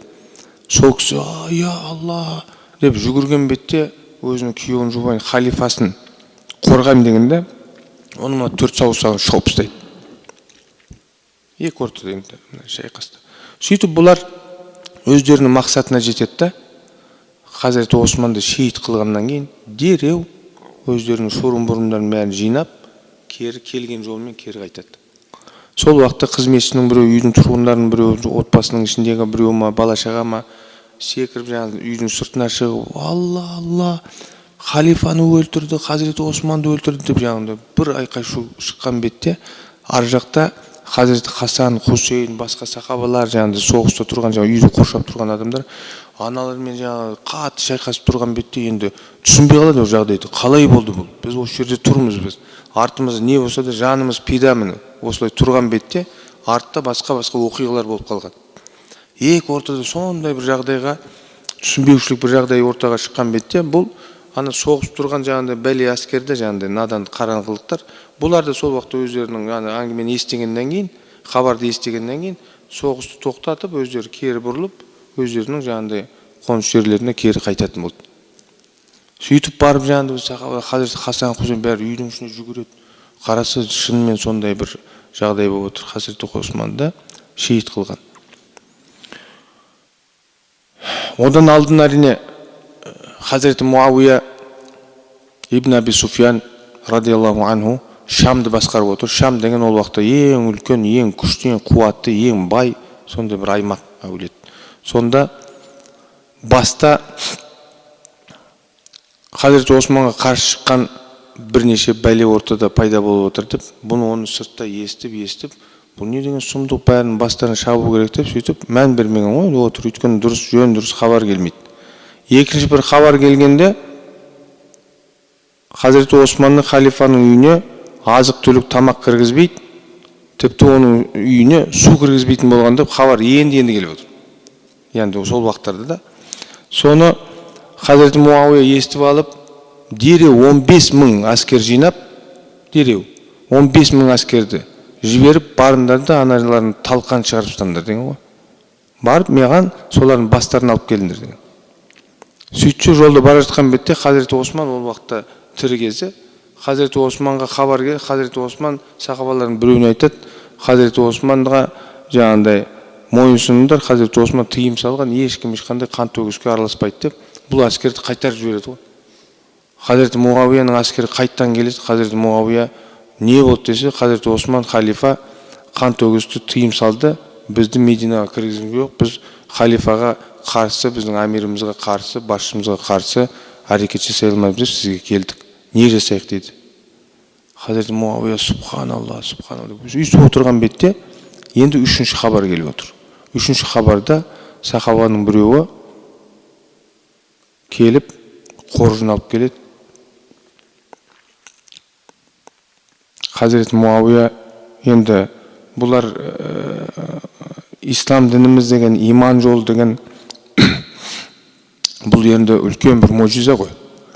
Шынайы Аллаға құлшылық еткен, тақуалыққа ұмтылған, намазын тастамай, оразасын тастамай құлшылық еткен адамдар, бұлар бір-бірін сезіп тұрады ғой.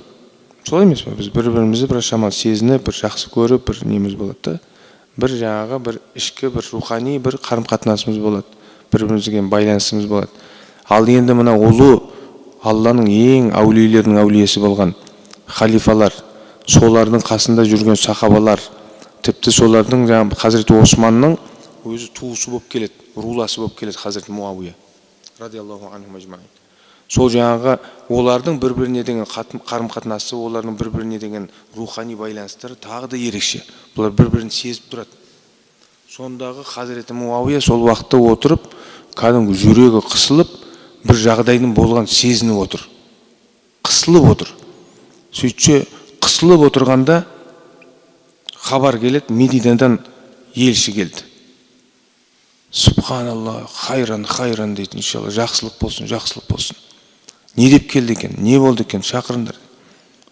Елші келеді, елшінің қолында қоржын. қоржынды осылай столдың үстіне қояды. Хазіреті Муавия қоржынды ашады. Сөйтсе, қоржынның ішінде жаңағы Хазіреті Османның жаңағыдай үстінде қанған, үстіндегі болған көйлегі. Көйлектің ішін ашса, ішінде бірнеше саусақ жатыр.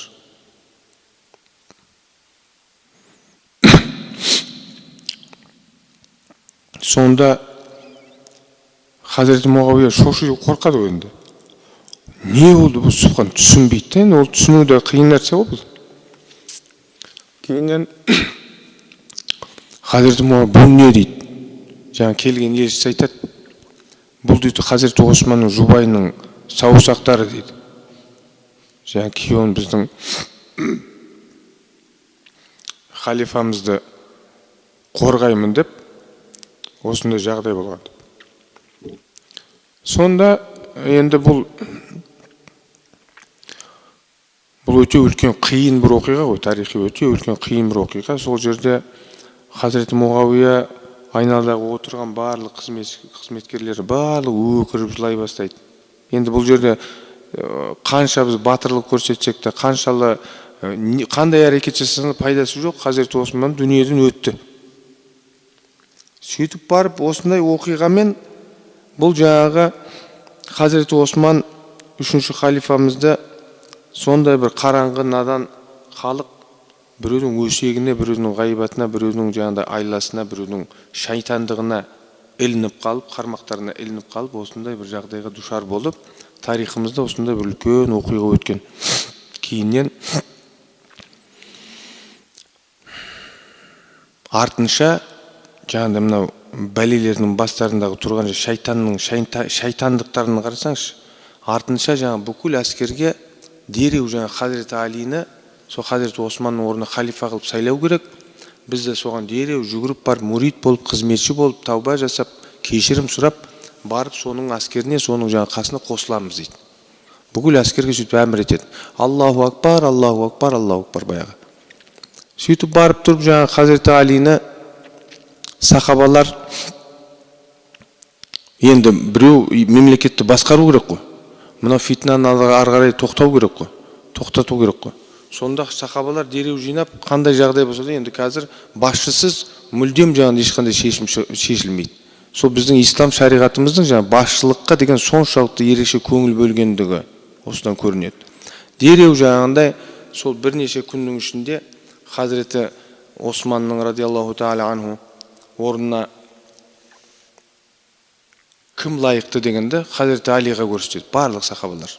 Ол да енді түсінікті нәрсе. Хазіреті Осман болса пайғамбарымыздың оған сүйенші етіп айтқан өсиетінің, айтқан сол пайғамбарымызға баратын жолын көрсетіп бергенін, сол жолменен пайғамбарымыздың қасына дос болып, ең жақын адам болып, пайғамбарымыз қасына жұмаққа кетіп қалады ғой. Сонда жаңағы Хазіреті Алині сахабалардың ақсақал алқасы, Хазіреті Абу Хурайра, Абу Зар деген үлкен жасы келген сахабалар, солары да шешім қабылдап, қазір енді халифаны таңдауымыз, Хазіреті Али халифа болсын деп халифалығын таңдайды, жаңағы халифалығын жариялайды. Сол уақытта анау жаңағындай анаршист болған әскердің бәріне әмір беріп, Ибн Саба барында да барлықтарын басы иіңдер, біз осы сіз үшін күрестік, сіз үшін осындай болдық, бірақ біз байқамастан байқамадық, сөйтіп барып осындай бір жағдай болды. Біздің жаңағындай енді Алла тәубемізді қабыл етсін, күнәмізді кешірсін деп жылап барыңдар дейді. Барлығы әуелден жаңағындай енді осындай оқиға болғаннан кейін әрине қараңғылық болса да, жаңағы түк білмегендік болса да, алданғандық болса да, бірақ әскердің ішінде көпшілігі жаңағындай қандай үлкен бір бәлеге душар болғандарын сезініп, барлығы өкіріп жылаған ғой. Хазіреті Осман радиаллаху та'ала анху осындай жолмен шейіт болып өмірден, дүниеден өткеннен кейін, бұлар да соған араласқандығынан, бұлар да соған себеп болғандығынан, ол негізі оны жасаған 4-5 адам ғой, мысалы үшін. 6-7 көп болса 10 шақты адам жаңағындай қулықты жасап жүрген. Ал енді қалың әскердің көпшілігі олар да өздері күткен жоқ осындай бітетінін. Олар ойлаған күшпенен бұларға азғырып көрмейсіз бе? Алла акбардың қаншалықты жаңағындай қай жерде қалай ойнайтынын. Аллаху акбар деп салып, бұлар ойлаған салып күшпенен жаңағы егерде бізді кіргізбейтін болса, соғысамыз, біздің өзіміздің көзқарасымыз белгілі бір қанағат еткен, белгілі бір алған жаңағы райымыз бар. Сол жаңағындай көзқарасымызға байланысты өзіміздің позициямызды сақтап тұрамыз дейді. Кейін жаңағы күшпен болса, Хазіреті Османды шығарып, болды халифалығынан бас тартыңыз деп сөйтіп айтамыз деген сияқты сондаймен келе жатыр да. Енді осындай оқиғадан кейін барлығы қиналып, енді олардың азғырылуына да үлкен үлесін қосқан өкінішке орай Хазіреті Абу Бакр Сиддиқтың өзінің ұлы Мұхаммад ибн Абу Бакр Сиддиқ, Хазіреті Айшаның ағасы Мұхаммад деген сахаба радиаллаху анху. Ол да бір жерде әкім болып, былайша айтқанда өкіл болып, халифаның өкілі болып тағайындалған бір жерінде қызметін жасап жатқанда мемлекеттің бір жерінде. Соған жаңағыда яһудилер деген фитнашылар өтірік Хазіреті Османның атына хат жазады. Бірнеше хат жазады, азғыртып. Ана жаңа бірнеше хатты жазып, бір сәтте Куфаның, Басраның, жаңағыда Египет, Мысырдың адамдарын да шақыртып, жамағаттарын шақыртып, әскер құрғанында сол хаттарын жан-жақтан жіберіп тастаған ғой. Өтірік жала хабарлар жіберді. Сол хаттардың біреуінде бір елшіні жібереді, жаңағыда хат тасушы, хатшыны. Оның қолына хат беріп қояды. Хаттың ішінде Хазіреті Османның мөрі басылған, арабша қолменен жазған бетте, арабшаны сол уақытта қолмен жазады ғой. Араб әріптермен қарекет жоқ ол уақытта. Хазіреті Османның жазған хаты деп соған келтіріп, астына Хазіреті Османның мөрін салған. Ол уақытта хат деген осылай. Хазіреті Осман халифа өзі хатты жазып отырмайды. Өзінің хатшысы болады, хатты шамалы әдемілік жазатын жаңа хатшы болады да. Сосын Хазіреті Османның сол хаты Хазіреті Османға тиісті деген немесе Хазіреті Османның хаты деген дәлелі, бұл жаңа хаттың үстіне Хазіреті Османның өзінің жеке мөрі ұрылады. Сол жаңа мөрін өздері жаңағыда Хазіреті Османның мөріне бір мөр келтіріп, сөйтіп ана хатқа Хазіреті Османның атына мөр басып, таңба басып, сөйтіп ананың адамға өтіріктен жаңағыдай қолына бір хат бергендей болды. Ол хатты Хазіреті Османнан пәленше біреуге жаңағыдай белгісіз біреуге апара жатқан сияқты болып келтіріп қойған. Сол арада екеуі бірге жаңағы Хазіреті жаңағыдай Ибн Саба деген бүкіл жаңағыдай шайтандардың барлығы Мұхаммед ибн Абу Бакр деген Абу Бакрдың ұлы болған Мұхаммед деген радиаллаху анху бірге жүріп жатқан, бірге бара жатқан уақытта ана жаңағыдай елшіні ұстаған болады. Өтіріктен сценарий ғой осындай. Ана жаңа хат тасып жүрген адам бар ғой. Соны жаңа ұстап алып, ана жаңағыдай Абу Бакр Сиддиқтың ұлының алдында ұстап алып, ой бұл кім екен, белгісіз біреу екен жаңағыдай, қайдан келе жатыр, қайда бара жатыр деген сияқты. Соңында бұны жаңағыдай біраз қарайды, несі бар, несі жоқ, бұл не ма жаңағыдай. Дұшпан ба, жоқ жаңағыдай бір жерден сырттан енгізілген бізге жаңағыдай бір құлақ па, көз ба деген сияқты танымсыз бір бөтен адам. Сөйтсе жаңағыдай соны ақтарып, соның сөмкесінен, соның қалтасынан хат шыққан болады. Хатты ашқан бетте, ойбай, мына не жазылып тұр деп, ана Мұхаммед ибн Абу Бакрға беріп қояды. Сөйтсе бәрін сөйтіп келтіріп, Мұхаммед ибн Абу Бакр деген өмір Хазіреті Османға қарсы шықпаған Абу Бакрдың ұлы ғой. Ол да әулие адам. Бірақ та жаңа одан алдын бірнеше наразылық болды. Бұлар айтып отыр ма? Бір күннің мәселесі емес, 2 айдың мәселесі емес. 5 жыл бойы жан-жақта фитна салып, ана Хазіреті Мұхаммед ибн Абу Бакр оның да миын уландырып жүрген да. Сонда хатты ашса, сол миын уландырғанның ана соның дәлелі болып соңғы тамшысы болған да. Хаттың ішінде жазылып тұр. Мен халифа Осман ибн Аффан жаңағыдай мынау Мұхаммед ибн Абу Бакрды өлім жазасына шығардым дейді. Бұл өлтірілу керек деп тапсырма беріп тұрған сияқты болып тұрады да. Астында Хазіреті Османның мөрімен жаңағы бекітілген таңбамен бекітілген хат. Соны анау жаңағы баста 5 жыл обработкада тұрған, бірнеше жыл обработкада тұрған Мұхаммед ибн Абу Бакр ас-Сиддиқ, Абу Бакр ас-Сиддиқтың туған баласы, Хазіреті Айша анамыздың ағасы, пайғамбарымыздың қасында жүрген адам болатын болса да, бірақ та солардың аналардың істеген сондай қулы жолмен істеген айласынан ол да адасып кеткен.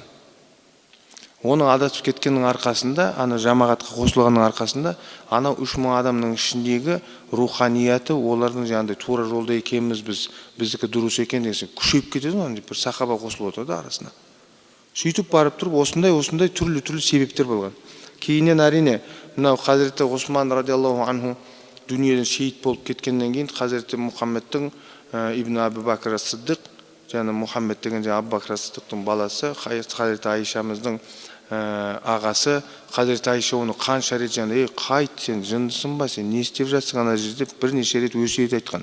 Әуелі Хазіреті Айша не істерін білмей ағасынан жақтан жұлқылып алу үшін Хазіреті Айша айтты, барлық жағдайды тастап, өзіне керуен құрып, өзі шадырдың ішіне отырып, мен қажылыққа барам дейді. Қажылыққа қалай барам дейді мен. Қасымда махрем біреу болу керек дейді. Ағам керек маған дейді. Басқа ешкім жоқ қой. Барат әскердің қасына келеді.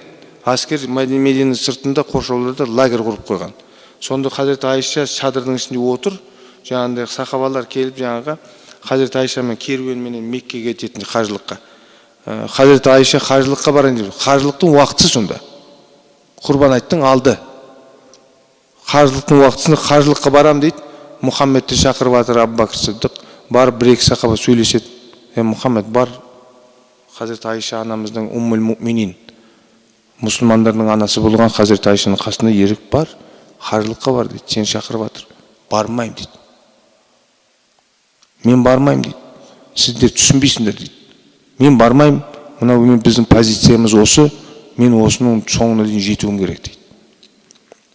Оның алдын, айналайын, сен туралы Хазіреті Осман бұндай хат жазбайды ғой. Сен қайда көрдің Хазіреті Осман өзінің сахабаларына, жаңағыдай пайғамбарымыз сахабаларына, өзінің айналасында жүрген жора жолдас, өзінің ең жақын достарының балаларына хүкім шығарып, өлім жазасын шығарады. Хазіреті Османнан осындай нәрсе шығады деп ойлайсың ба дейді. Шыға ма шықпай ма білмеймін, мен осының түбіне жетуім керек дейді. Осындай көрінеді. Шайтанның, адам баласының сындыратын шексіз, сансыз жолдар бар. Сол үшін пайғамбарымыз саллаллаху алейхи ва саллям хадиста «Халакан насу иллал алимун». Адамдардың барлығы құриды, тек қана білгендер, ғалымдар ғана аман қалады дейді. Оқымыстылар, ізденгендер, илімді талап еткендер. «Ва халакал алимуна иллал амилун». Ғалымдардың ішіндегі ғалымдардың бәрі құриды да, олардың ішінде аман қалатындар тек қана өздерінің илімдеріне амал қылғандар дейді. «Ва халакал амилуна иллал мухласун». Енді амал қылған ғалымдардың өзінің барлығы жоқ болып кетеді, құриды дейді. Тек қана олардың ішінде аман қалатындар кімдер дейді? Өздерінің амалдарын ихласпен орындағандар. «Вал мухласуна алал хатарил азим».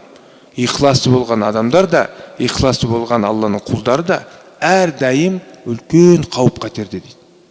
Шамалы ихласынан безсең, шамалы ихлас жолынан оңға бір қадам, солға бір қадам бассаң, әбден үлкен бір шұңқырға, кейбір кезде шықпас бір шұңқырға душар болу әбден мүмкін деген сөз. Сондай бір қиын мәселе. Сонда келгенде Хазіреті Абу Бакр Ас-Сиддиқ пайғамбарымыздың жан досы болған, екеуі бірге үңгірде болған, екеуі бірге хижрет жасаған, Құранда болған байланысты аяттар нәзіл болған. Сол Хазіреті Абу Бакр Сиддиқтың туған ұлы осындай бір мәселеге араласқан болып отыр. Сонымен енді арғарай енді қысқаша тарихта Хазіреті Али ибн Аби Талиб халифалыққа амалсыздан халифалық жарияланғаннан кейін мен дейді өзі қоғамдық істерге, қоғамды басқаруға ешқашанда ниетім жоқ еді. Ешқашанда бұл мәселе алдыма иығыма осындай жүктеледі деп ойламас едім. Бірақ та осындай менің тағдырыма келген жағдай бар болатын болса, мен осының барлығын мұсылман қоғамы үшін, ауызбірлік, бейбітшілік үшін шамам келгенше, жағдай түзелгенше сіздер осындай шешім қабылдағаннан кейін шешімге де риаят қылам дейді. Шешімді де орындауға мәжбүрмін дейді. Сөйтіп барып жаңағындай халифалықты Хазіреті Али ибн Аби Талибқа барлығы бекітіп, оның халифалығын жариялап, оның халифалығын мойындап, кейіннен Хазіреті Муауия ибн Аби Суфиянға, Шамға, Дамашқыға хат жібереді, елші жібереді. Хазіреті Али халифа болды, сізден жауап күтіп отыр. Енді ол да жаңа халифалыққа «Я ләббайк» деп бізді қабылдадық деп жауап айту керек. Сөйтсе Хазіреті Муауияға бір елші келеді, екі елші келеді, үш келеді, төрт келеді, бес келеді, алтыншы келеді, жетінші келгенде жауап бермейді. Хазіреті Алиға жауап бармайды. Жетінші келгенде жетіншісіне жауабына осылай хатты алады да, хатты ашады, хаттың ішіне аппақ бір парақ қағазды салады да, хат жіберді, осыны бар апар дейді Хазіреті Алиға дейді. Сөйтіп Хазіреті Али хатты алған бетте қараса, хаттың ішінде ештеңе жоқ, аппақ қана қағаз. Хазіреті Муауия бауырымыз бізге, біздің халифалығымызға ризашылығын білдірмейді, ол бізге қосылмайды дейді. Субханалла. Абу Зар радиаллаху анху, мен барам дейді. Мені өкіл қылыңыз дейді, мен барам дейді. Сөйлесем дейді. Хазіреті Абу Зар, Хазіреті Хасан Хусейн радиаллаху анхума айтады, қасыңызға біраз сарбаз алыңыз, не болар не болмас, енді біраз түсінбеушілік жағдай болады, сізді қорғап тұрсын. Абу Зар деген құрметті, сондай сахаба, жасы үлкен. Жоқ, ешкім керек жоқ дейді.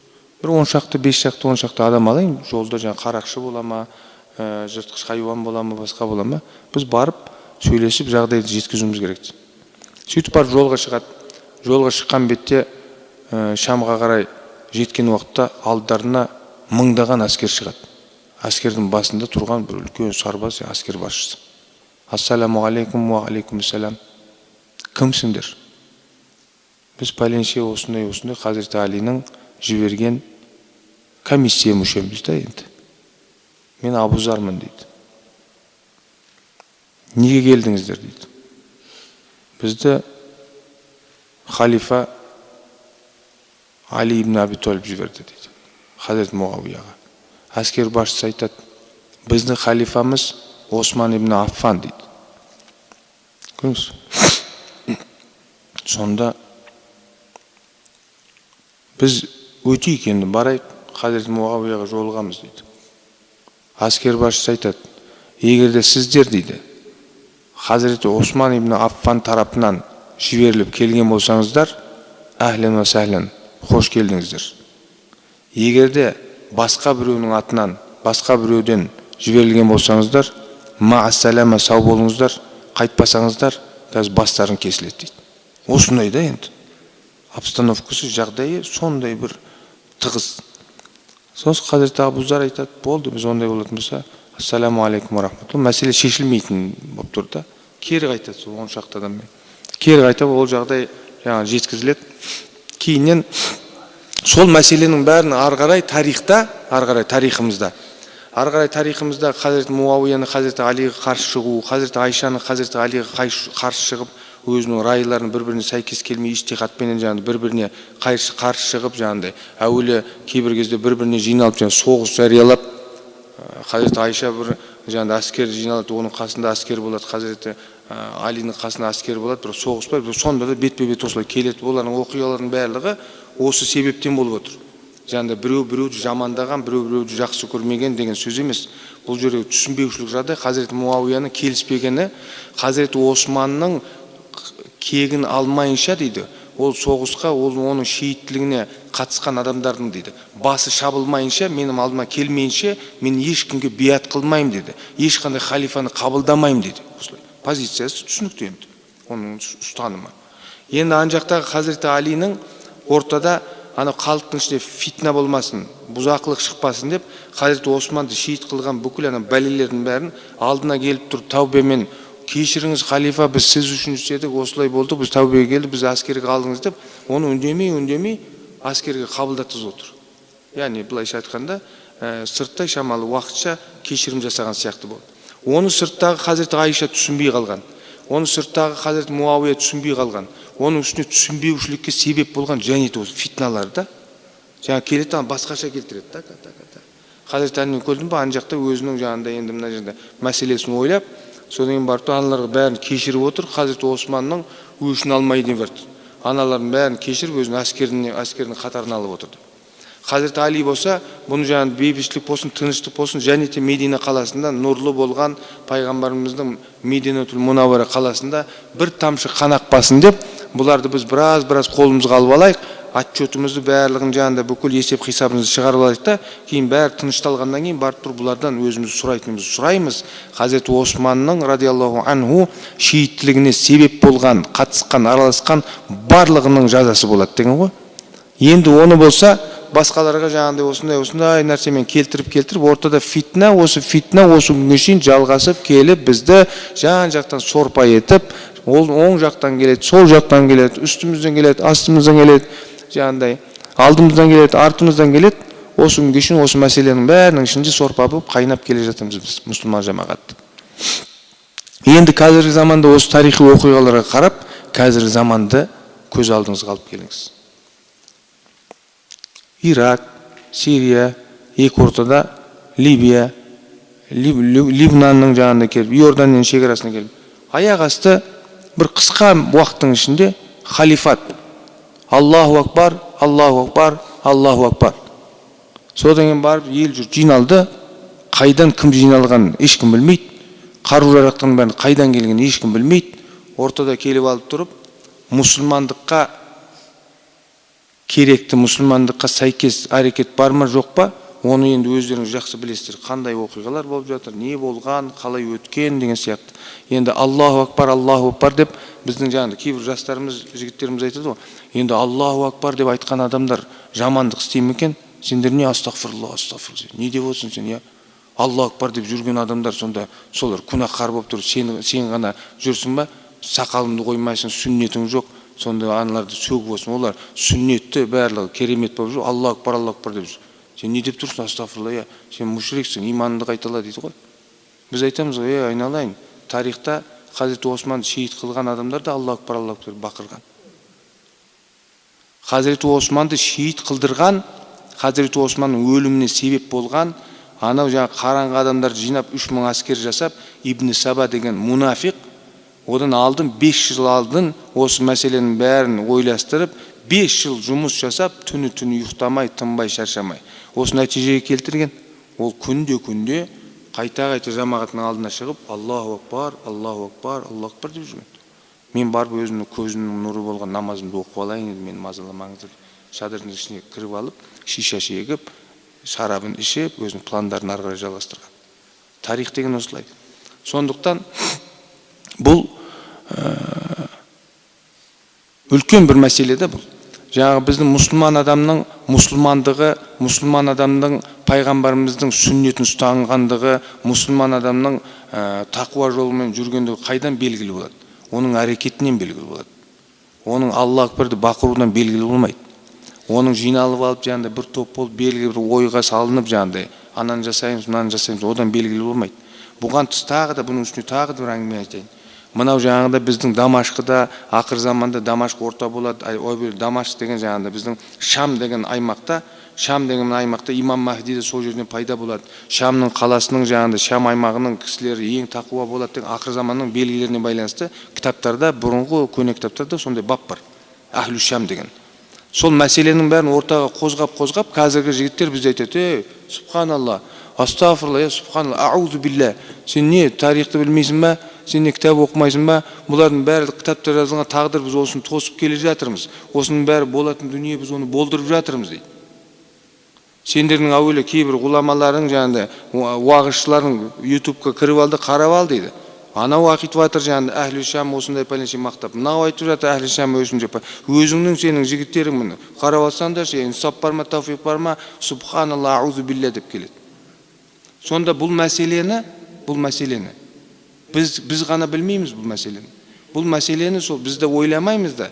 Біздің Хазіреті Османды шейіт қылған, ары қарай қанша фитнаға себеп болған, біздің жауларымызды осы тарихты оқымаған ба сонда? Біздің жауларымыздың, біздің өкінішке орай, біздің кітабымызда жазылған тарихты, біздің кітабымызда жазылған мәліметті біз білмейміз. Біздің дұшпандар жатқа білет. Біздің дұшпандар оны жатқа білет қана емес. Бұлар исламның дұшпандары, бұған байланысты біздің алдымыздағы 50-60 жылдың бағдарламасын жасап, бұны план А, план Б, план С, мына жерден болмаса мына жерден болады, мына жерден болса мына жерден болады деп, біздің әбден немізді оқып алып тұрып, бұлар өте әдемі біліп отыр да, біздің жаңағы Ахли Шам деген мәселені үміттеніп, ақыр заманның келетін осындай жағдайын үміттеніп отырғанымызды да. Бірақ та өкінішке орай келіп алып тұр, соны пайдаланып отырып, бізді сорпа қылып отыр, сорпа. Бұл сорпаның неге сорпа болған дәлелдеп берейін ба? Сорпаның дәлелі мұсылман адам Аллаху акбар деп көрінген адамның басын кесіп, кәллә қылып забордың үстіне аспайды. Мұсылман адам христиан деп жаңағыдай, курдтер деп, христиандар, язидтар деп барып алып, бұлардың әкелерінің, қыздарының алдында бастарын кесіп, сосын қыздарын зорлап, өзіне жаңағыдай келін қылып, сатып, базар қылып, мұсылман адам бұны жасай алмайды. Бұны жасаған мұсылман болмайды. Бұны жасаған мұсылман болмайды, бұның аты ислам деп аталмайды. Енді ары қарай өздеріміз жаңағыдай нәтижесін қалай екен, не екен, жақсы тарихымызды жақсы оқуымыз керек.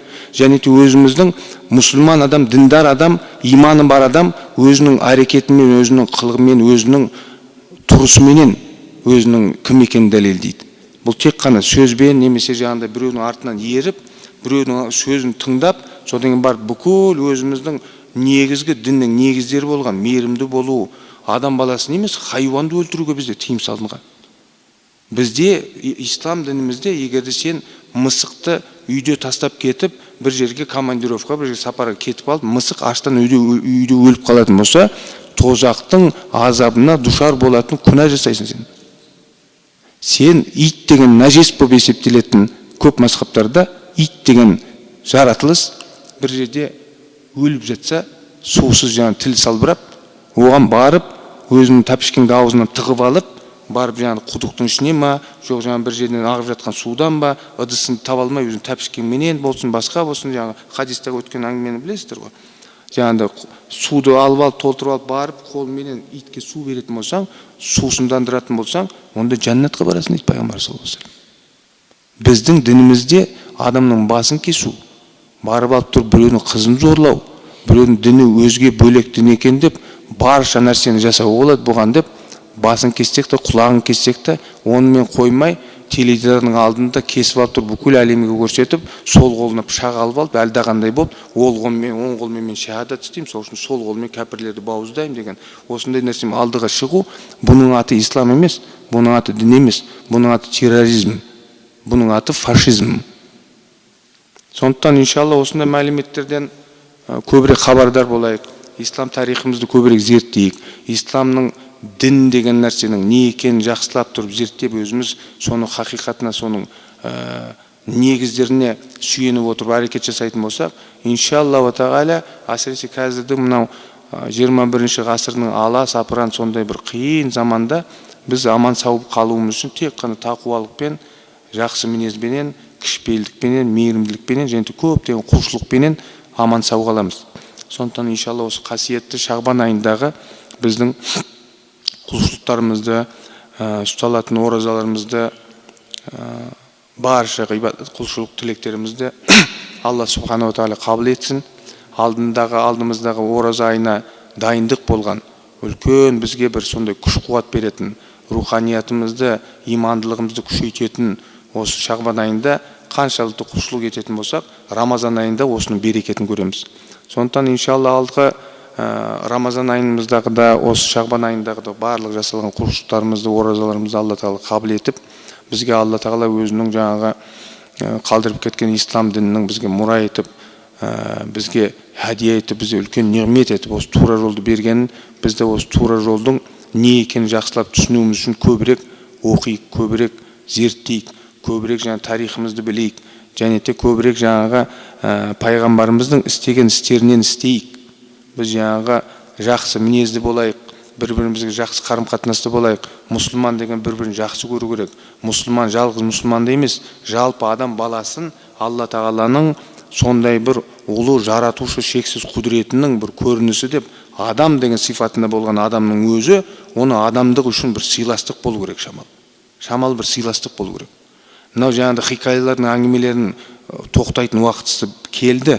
Жаңа ислам, мұсылман деген өзін туған әкесінде өлтіреді, шешесінде өлтіреді, бауырында өлтіреді, өйткені кәпір болған. Кәпір болған үшін өлтірмейді мұсылман. Мұсылман кәпір қарсы келіп, қару-жарақпен келіп, исламды құртам деп келген уақытта, сол уақытта кәпір әкесі болса да, шешесі болса да өлтіреді. Кәпір болған үшін өлтірмейді. Өйткені дінде зорлық жоқ. Құранның аятына қарсы шықпайық та біз. Ла икраха фид-дин. Дінде зорлық жоқ. Кафирун сүресінде лакум динукум уалия дин. Сендердің діндерің сендер үшін, біздің дініміз біз үшін. Бізде сол мәселе, бұл бір хақиқат бұл. Жаңағыдай кәпір болған үшін адам өлтірілмейді. Кәпір болып, дұшпан болған үшін адам өлтіріледі. Сондықтан иншалла Алла тағала осы шариғаттарға, осы тарихи оқиғалардың ғибраттарын Алла тағала баршамызға осы ғибраттардан өзімізді бір үлкен дәріс алып, аман сау жүріп, тура жолмен жүріп, бала шағамызды жақсы исламға тәрбиелеуге, жақсы исламды үйретуге, артымыздағы қалатын ұрпағымызға, артымыздан қалатын елімізге, қоғамымызға да иншалла дұрыс исламды, тура жолды өзіміз жақсы біліп, сол келешек ұрпаққа да соны мирас етіп, мұра етіп қалдыруымызға Алла тағала нәсіп етсін иншалла. Бір дуға қылайық. Аузу биллахи минаш шайтанир раджим. Бисмиллахир рахманир рахим. Алхамдулиллахи раббил аламин. Вассалату вассаламу аля ашрафил анбияи вал мурсалин. Саййидина ва набийина ва хабибина Мухаммадин саллаллаху алейхи ва саллям. Ва аля алихи ва асхабихи аджмаин. اللهم اجمع شملنا أمة محمد صلى الله عليه وسلم. اللهم ألف بين قلوبنا أمة محمد صلى الله عليه وسلم. اللهم ارحم أمة محمد صلى الله عليه وسلم.